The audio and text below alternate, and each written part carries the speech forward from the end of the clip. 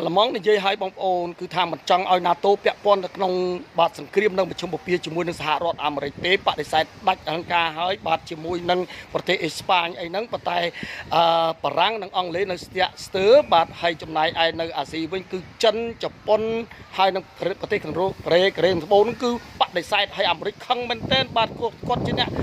គោះសបុកភ្នំអ៊ុំម៉ាល់បើកតិចគេតិចឯងដល់ពេលគាត់បង្ក្រាបអត់បានគាត់ហៅគេមកជួយតាំងពីអឺរ៉ុបតាំងពីអាស៊ីខឹងខ្លាំងបាទខឹងប្រទេសអឺរ៉ុបអាស៊ីហើយខឹងថាប្រទេសចិនហ្នឹង 90% ប្រទេសជប៉ុនហ្នឹង 95% ផលប្រយោជន៍បងប្អូនហើយប្រទេសកូរ៉េត្បូងហ្នឹង 33% ផលប្រយោជន៍នៅក្នុងប្រទេសអ៊ីរ៉ង់គឺនៅសមុទ្រហូម៉ូកហ្នឹងហេតុអ្វីមិនជួយផលប្រយោជន៍ខ្លួនឯងគាត់ថាគាត់អត់ដឹងអត់គាត់ឈប់ទៅដឹងលឺអីហើយបាទនៅកន្លែងហ្នឹងបងប្អូនគាត់សុខចិត្តដើរចេញហ្នឹងមកផើមគេទាំងស្រុងហើយបងប្អូនទៅគោះភ្លើងសង្គ្រាមហើយហៅគេមកជួយផលិតភ្លើងជាមួយឯងណែហ្នឹងដើម្បីផលប្រយោជន៍ខ្លួនឯងសោះដល់ពេលធ្វើអត់បានគឺហៅគេមកខឹងគេទៀត